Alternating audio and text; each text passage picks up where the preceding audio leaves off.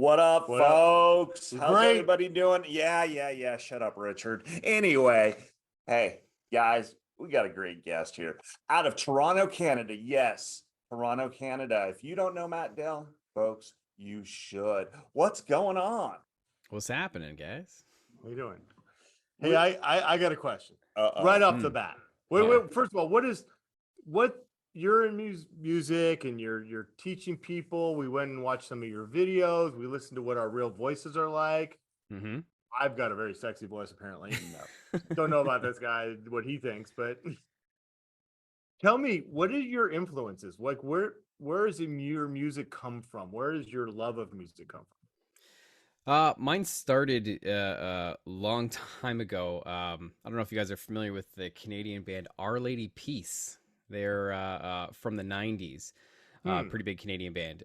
So it all started there and then started to really kind of go down the punk rock and emo rock and screamo and all those kind of things. And that's where a lot of my influence comes from. Our Lady Peace, Thrice, Something Corporate, Story of the Year, like all those kind of guys are the underground. Lamb of God, Slipknot.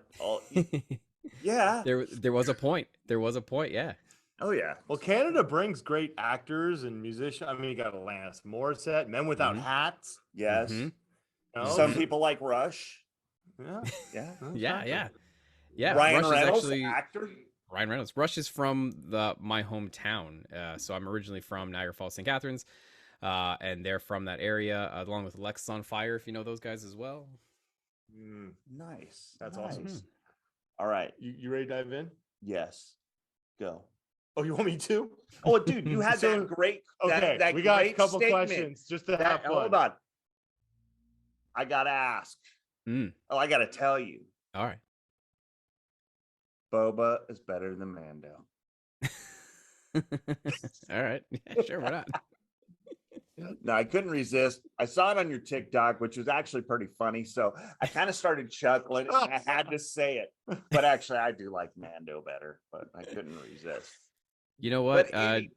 I'm all good with either. You know, it's all good. It's all good. Yeah, I agree. So I want to ask you, can anybody sing? Yes. I Even do Roseanne.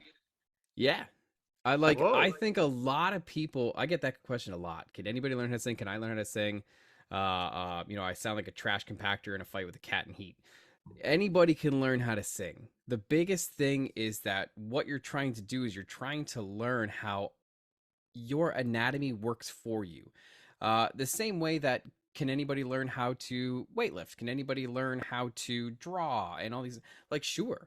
But when you're learning how to sing, there's a lot of intricate little details of muscles and other things that are working for you and against you. And you have to identify those things and then strengthen them over time. I've seen people that have had voices that are not on par, and a year or two later, they're performing. So yeah, for sure. Rob, you could be on stage with Pamela. I'm working on my harmonica. That too. Yes, exactly. That is pretty cool. I never would have thought that everybody could sing, to be quite honest, because I know that I am tone deaf and I make poor squirrels go flying everywhere. So. Well, there's different levels of singing too. Of horrendous. I'm all of them. Well, you got to remember too. Like, think of all the acts that have been out there. There are people who are flawless across the board, right? We can probably name 1,000 of them. But Alanis Morissette, I just saw her. I mean, and she's great, she's flawless, and she's fantastic. You get somebody like, if you go in the popular realm, you go Beyonce. Like, all these people are really great. But then you get people that, like, they may not be the most talented singer in the world, but when you watch them perform, you are entertained from the second it starts to the second it ends.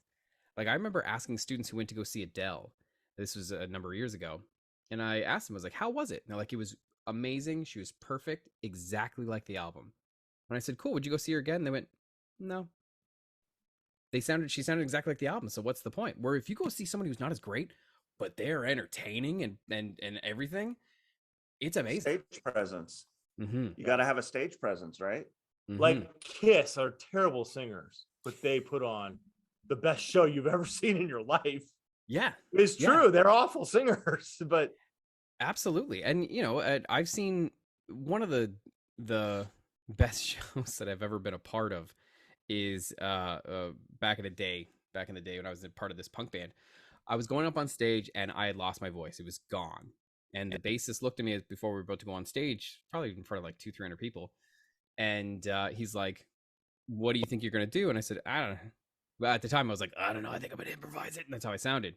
So I just went up on stage and I just took the mic and I went, "So sorry, everybody. I can't sing. We're just going to have a good time." And I threw the mic in the audience and then I jumped on top of them.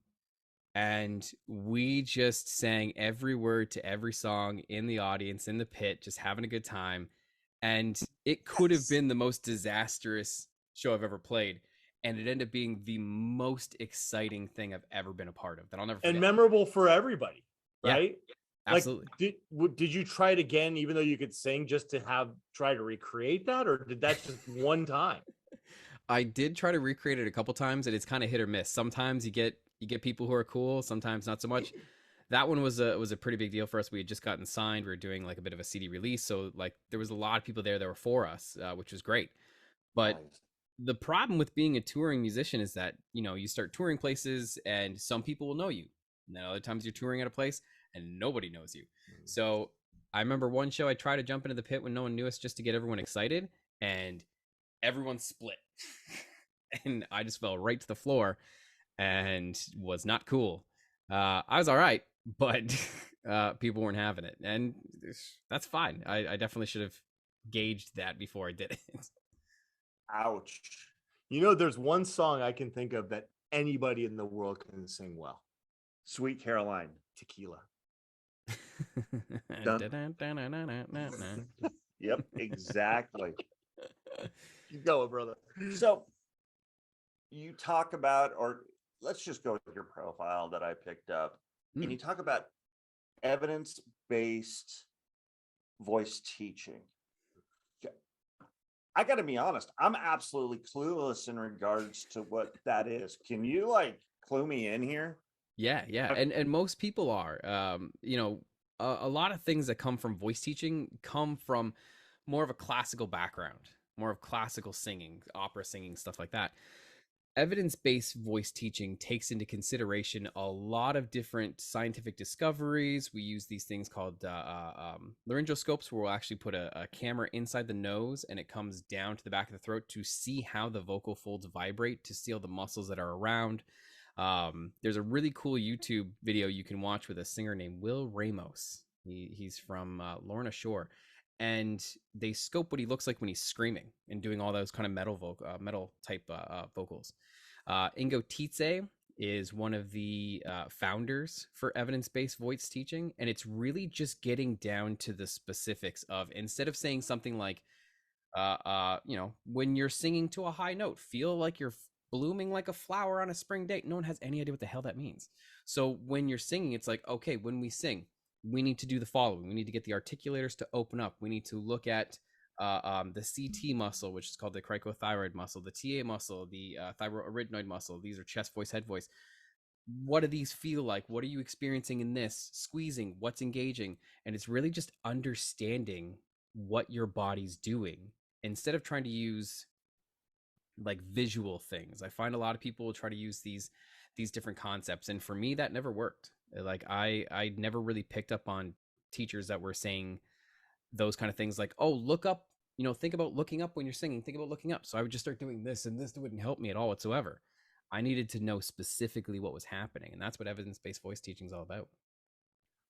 So have you, that's deep. Yeah, that is. I'm like, wow. Not only is it deep, but it's deep. Mm-hmm. So as you're working with people on all these different levels, a lot of these people that are working with you want to be singers. They want to, or is it just they want the enjoyment of singing? It's kind of hit or miss. Is it really? Yeah, it's kind of hit or miss. Like, I do have singers. There's a couple different bands, Seaway, that's out of Canada, and Bearings as well. They were just signed to an American label called Pure Noise Records, and Seaway is with, I think they're with Dynalone Records, the same as Alexa on Fire, and they're touring the world, all over the place. And there's lots of people that I work with that are just hobbyists. There are singers that I work with who actually have injured their voice or have underdeveloped voices, so they'll come to me after visiting a like a voice specialist, a doctor, and they'll come to me to work with them further. And on top of that, I've worked with other people like Dacre Montgomery. He was Billy from Stranger Things, that bully guy. Okay. Yeah. I worked with him on a movie for a little while, teaching him piano, which was kind of fun. Mm-hmm. I was watching Stranger Things last night, so that's pretty cool. Great little reference. Sorry, I go squirrel sometimes. Sometimes. Okay, all the time. Sorry. He's a really rad dude. I remember when I showed up to set the first day, shooting went long, and I had to sit in my car. It was at like 3 o'clock we were supposed to meet, so I had to sit in my car for like 4.5 hours before shooting stopped. And I met up at his trailer, and he said, he's like, you know, where did you sit this whole time? I just in my car. It's fine. And he goes, no, we're not doing that. I show up to set the next day, and I call the producer, and they're like, yeah, come to the gate. So I come to the gate. They're like, this guy's going to take you to your trailer. And I went, what are you talking about, trailer? They're like, yeah, follow me. So I walked down this whole thing, this whole row of trailers with all the actor signs on it. And then there was a sign with my name on it. And I open it and I go in, and there's like, there's food. He has a Nintendo Switch set up for me because I like Nintendo Switch. And I come to see him afterwards. He's like, did you get your trailer? And I said, yeah, I did. He goes, you're welcome. That's such a great story That of a is. celebrity who really did it right. Yes. Mm-hmm. He's a nice kudos guy. to that. That's fantastic. Absolutely. So I want to get in then. What got you into teaching singing? Well, I've been doing music for a long time, so I'm 30, going on 37 now. But I started playing music at about 15 years old, and I was in some metal bands back then, and did some more things. At about 21, I signed with my first record deal. By 25, I've had 4 songs on the radio at that point, and I toured all across North America with lots of different bands, opening up and headlining with lots of different things.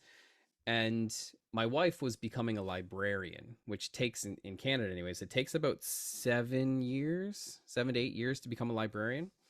Yeah, you get a degree Really? called the Masters of Information. You graduate, do you get the glasses? Or is that when it happens? Or Absolutely, 100%. They're in gold. So wait a minute. She is a master of information. That's her degree. Yeah. Wow. That is 100%. awesome. That is so cool. Do we just like start playing master? Oh. Well, like, are you airbanding right now? Yes. the crazy thing is that like she's worked with, you know, being a librarian and also being an archivist. You can do either one of those things. And if you remember the movie A Clockwork Orange, Oh yeah. one of the things she had to archive was the very first edited draft of that movie. Was one of the things that she had to archive. So it's crazy stuff she got into. But she was doing this for a really long time to get into school. So I was, you know, before I met her, I was already touring, and I was just kind of doing it while she was in school. When she came out of school and finished, we wanted to settle down. We wanted to have a kid, and we did. And just touring's tough.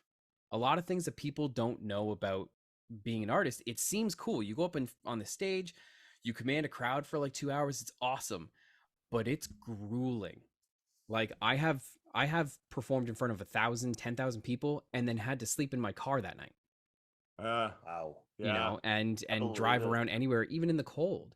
So eventually, it just came to a point where touring it just wasn't for me anymore. I didn't like it, and what got me into teaching was a friend of mine got me a job as a glazer at a construction site with just somebody who installs glass windows. And I'm terrible with construction. The definition of doesn't know how to swing a hammer, apparently that's this guy. I'm pretty bad at it. We're interviewing right after this. Anybody can swing a hammer. Yeah, exactly. Really? Yeah, that'd be I would love to watch that because because I could not. And the problem is my other fear of life is heights. So I had to install windows in high rises in Toronto. So they're about 70, 75 feet up. So my first day of work, I passed out unconscious. My second day of work, I almost cried in front of a bunch of people because I was holding onto these windows and they pushed a cart to the edge of 50 floors that didn't have a railing and I wasn't tied down. And I just panicked. So that job didn't work out for me so well, for obvious reasons. So I was on layoff and I looked at my wife and I said, I was like, listen, I need to do something with music. I'm gonna start kind of playing around and looking at being a teacher. It's something I've been interested in for a while, and I kind of had already done it a few times on my own. So I said, let me just try. Yeah, okay, you got a few months, you can do that. So I applied all around Toronto, and I applied to one place called Singer's Edge, and that the owner of that had worked with like The Weeknd and a bunch of other big people, and I got the job. And Nice. I was very surprised because most of the teachers there all had music degrees, and I didn't have one. And it was the reason, one of the reasons why he said he hired me. He said everyone else has gotten education in music, you have physically done it. So that's a skill in itself. And then from that point, I hit the ground running. You know, he said to me, he's like, we don't hire people full time. He's like, it's a little too much, and we only give people a couple hours a day. I said to him, I was like, cool story. I will be the first teacher you hire on full time. And shortly after, I went from teaching 10 people to 40 people. And then about 2 years later, I was teaching about 83 people a week, both in the school and outside the school with my own students in studio, stuff like that. And I've never looked back from that point. All right, folks. So you know what that equates out to? He has taught over 21,000 singing lessons out there. Yeah. I'm just letting you know that because I actually did the research, not the math, the research.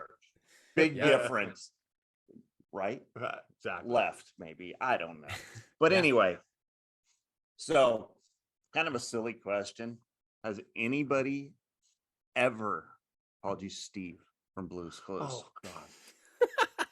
I have to ask. You're the first one to call me Steve from Blue's Clues, but I will take that as a major compliment, especially because he used to be in a band too.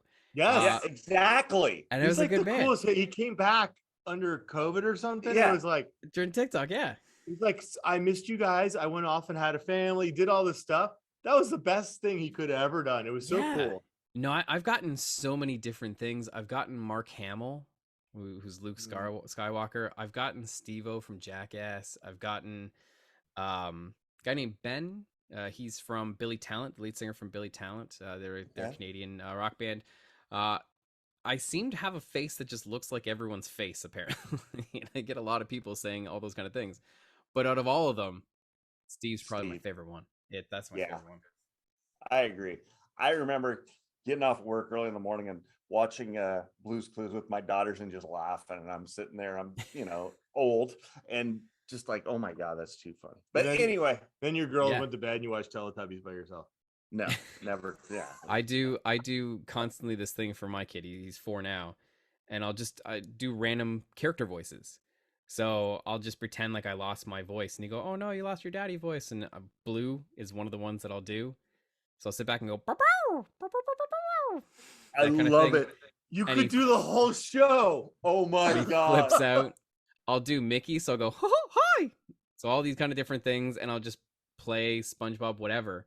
And he just flips out, and he's like, "Oh!" And he tries to use Blue's Clues to go around the house to find my daddy voice. Oh my God, that is adorable. Best. Yeah, it's a fun game. And then when he'll give me one thing and I'll pretend like it worked, and it'll change to a different voice. So all of a sudden, like, "Yeah, I'll become Cookie. Yeah, Cookie Monster." So just anything, and it's his favorite. He loves it. That is so awesome. I'm gonna ask you this because you're in the music, you're teaching people and stuff, and the music industry's changed so much, right? And if you're too old now, it's hard to get a record deal. You got to be marketable, all that stuff. If you could change something in the recording industry right now to make it better for musicians, what would it be? There's a lot of things I would change. Like the first and foremost thing that I would change is the experience that women experience in this industry. Like being a male in this industry is one thing. Like there's some things you deal with. You'll deal with sketchy promoters, whatever else, who don't want to pay you. But I've watched and coached, women who have been in this industry, who have been abused, who have been harassed, who have been so many things, who have been told that if you don't do this following thing, you don't get a record deal, and so many things. That'd be 100% the first thing I would change. But when it comes to other, like everybody across the board, Spotify. The weird thing is with the internet is that the internet became the best worst tool for every musician. Before, it was like if you were an artist or a band, it was like being in a room with 50 people all yelling off the top of their lungs for one person's attention. And now it's like being in a room with 100 million other people all screaming off the top of their lungs trying to gain for someone's attention. And I don't think it's so much that our attention span is shorter nowadays. I think it just doesn't have to be really attentive on things because stuff is always coming at all points in every second. You can see a band, and if it takes you more than 2-3 clicks to find that band's music, no, I can find someone else in a matter of 20 seconds who in one click and keep finding new music. And the problem with Spotify that I find is that they'll pay their artists 0.000001 penny per play. So it takes forever for them to make money. And because of this, there's so much marketing that's involved that has to go into it. So you'll see TikTok now is the big thing. There's lots of people who have gone viral off of TikTok, but what you don't realize is that actually that artist was already signed, and this is a whole big marketing ploy that you didn't know about. I can't remember the one girl's name, but if you know that song that goes like A, B, C, D, E, F, U, and you're da, da, da. There was this whole song on TikTok, and it started because she was talking with her fans and being like, someone just give me a random thing to talk about. So this person said, sing about the ABCs. But what you didn't know is that was a woman who was signed to the record label that she was already signed to. And they planted that. The song was already written. And they made it seem like it was an authentic, just genuine thing that blew up, but it didn't. It was already created, and this was free marketing for them. And without having the money to be able to put yourself in the position to be signed to that record deal without knowing anybody, it is really hard for people to make it. And I think a lot of people end up selling themselves short and don't try because they don't have that outlet.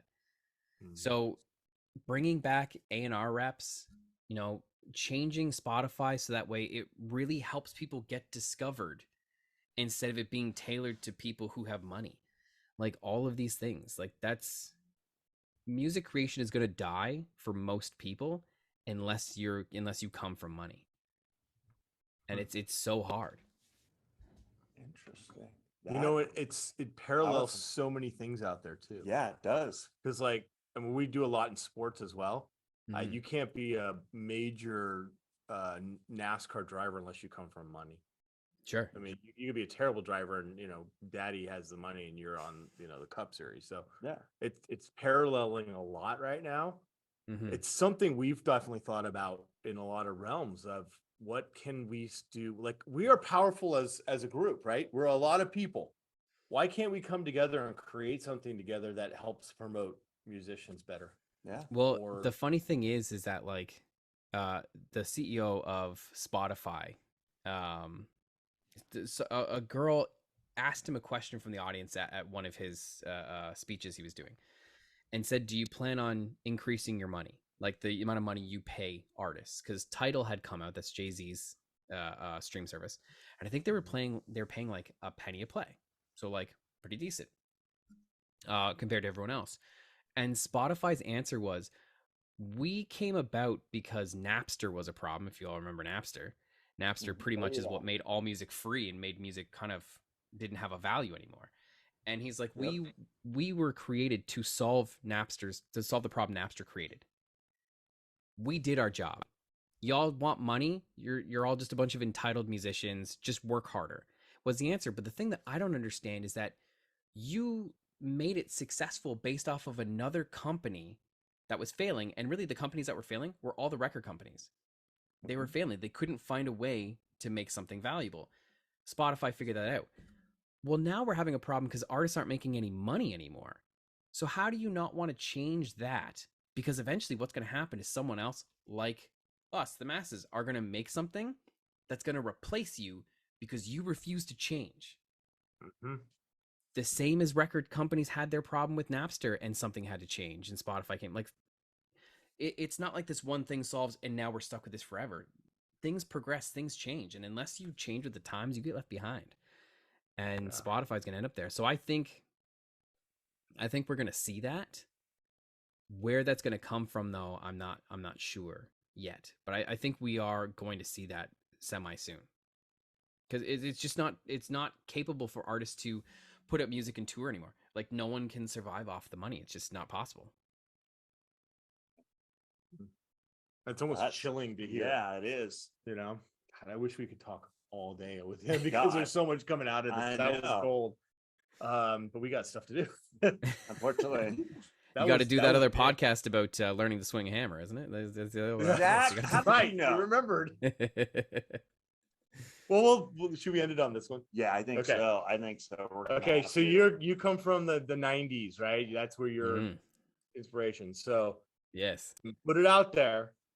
The top songs listed here from the 90s. You have to pick which one was number one. All right. So you've got Torn by Natalie and Brugula. Bruglia, yeah. Yep. Wannabe by the Spice Girls. You Ought to Know by Alanis Morissette. I Want It That Way by the Backstreet Boys, or No Scrubs TLC.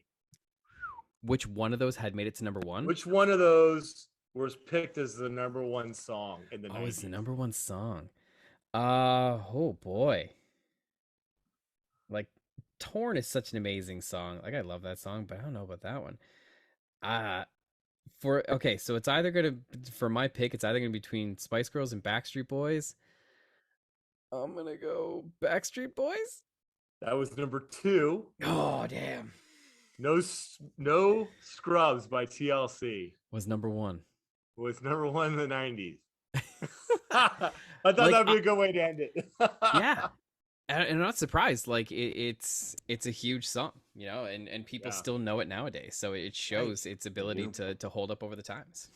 And what's cool from you coming from the 90s, that was a whole mesh up of music changing. Oh yeah. Right. The 90s we went from MTV era videos, and then at the same time, reality TV.